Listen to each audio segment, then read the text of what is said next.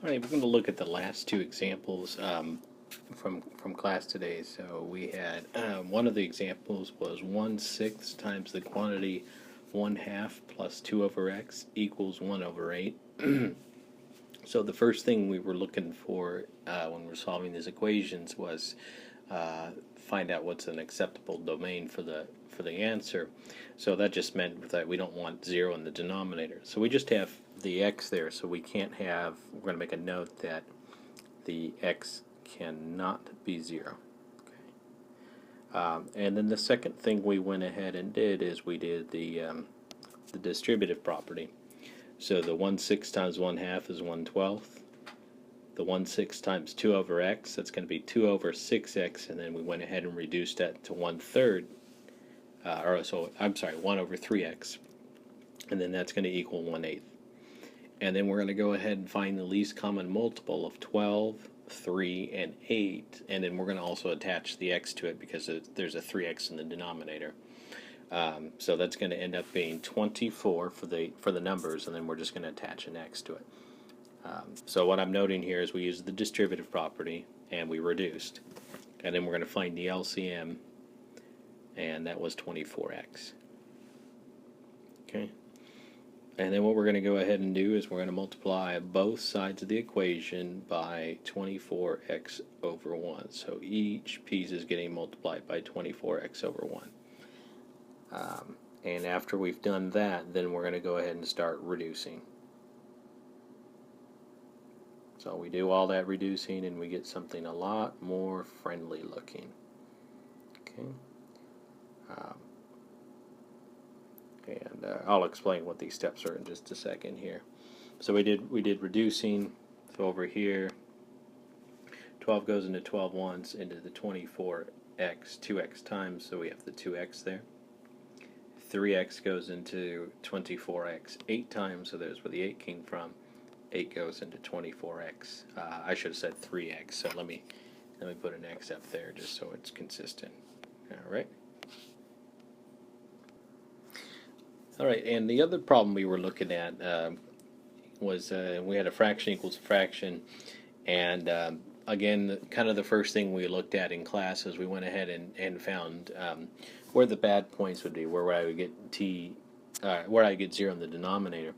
So I'm going to go ahead and I'm going to set both of those denominators not equal to 0, and I'm going to solve them both for the t, and then that's just going to give me what two values of t I can't use. So I can't use negative 1/2, and I can't use negative 3 over 4. Okay. And then what I'm going to go ahead and look at is I'm going to want to clear the fractions, or I want a fraction bust. So I need to find the least common multiple of the denominators there. And so I'm going to look to see the factor. 2 and the 1 are relatively prime, which means they don't have anything in common other than 1. The 4 and the 3 do not have anything in common other than the 1. So that means they're relatively prime. So that means they're their own thing. I can't factor them any further.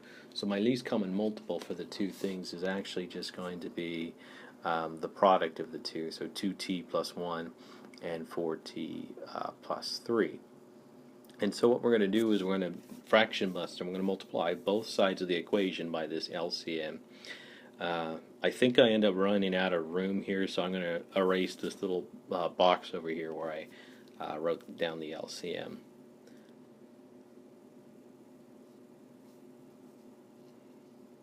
So go ahead and erase that, and then we will write that on the other side. So just multiplying both sides by the LCM. I also mentioned in class when it's one fraction equals another fraction, we can also do cross multiplication, and that'll get us to the same thing.